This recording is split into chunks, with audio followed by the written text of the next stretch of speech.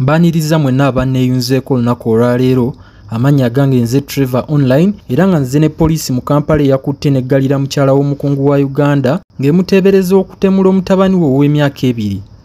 Jocelyn Dusabe Mutesi nga ono maama w'abaana 5 era mukyala wa Chris Rugaali omukungu wa Uganda mu Zimbabwe yakwatiddwa era okusinziira kwa myuka omwogezi wa poliisi mu Kampala n'emirirwano Luke Owesigire. Omugenzi abadde mutuuze wa zooni ey'omunaana ku kyalo Mutungo mu divisioni y'e Nakawa.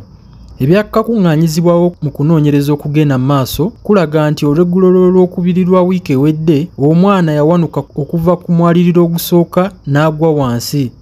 Okunoonyereza era kulaga nti Mutesi yayanguwa n'atwala omwana mu ddwaliro ly'ekitintale gye bamwekebejja era n'asiibulwa wabula n'aweebwa amagezi akole sikaani. Poliisi egamba omwana yakomezebwawo mu ddwaliro ku ssaawa nga 11 ez'okumakya ng'embeera gy'alimu biwalattaka era yalangirirwa nti afudde. Poliisi yatandika okunoonyereza ku nfa y'omwana era n'etwala omulambo gwe mu ggwanika Mulago bongera ogwekebejja. Nawankubadde omulambo tegwaliko nkwagulo, poliisi yategeeza nti eddirisa omwana mwe yayita alyoke agwe lyasangibwa nga liggale nga teriggulwa.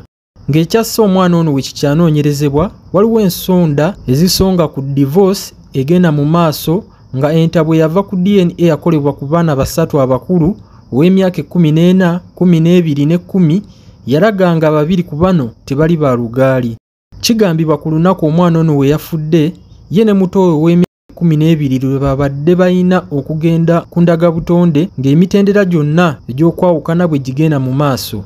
Nawankubadde byonna biri bityo, abanoonyereza bakyagenda mu maaso n'okukola ogwabwe bakakase ddala kiki ekyaviiriddeko omwana ono okufa. Okusinziira ku mukutu gwa Uganda Bulletin, ensonda enneekusifu zaategeezezza nti Mutesi olwamanya nti omwana afudde yatandika okubira ab'eŋŋanda ze n'emikwano era yali ayagala omulambo guggyibwe mu ddwaliro wabula ab'eŋŋanda za Lugaali baamulemesa. Chris Rugaali yasaba kkooti ebaawule ne mukyala we ng'alumiriza okuba omwenzi era mu mwaka gwa 2023 baakebeza abaana baabwe 3 mu ndagabutonde oba giyite DNA eyabalaga nti 2 si ba Lugaali. Wano kkooti we yasinziira okusaba bakole DNA ku baana abalala 2 abaali basigaddeyo wabula enjege eno n'egwawo eggulo limu nga lumu omwezi ogwokuna omwaka guno gwa 2025.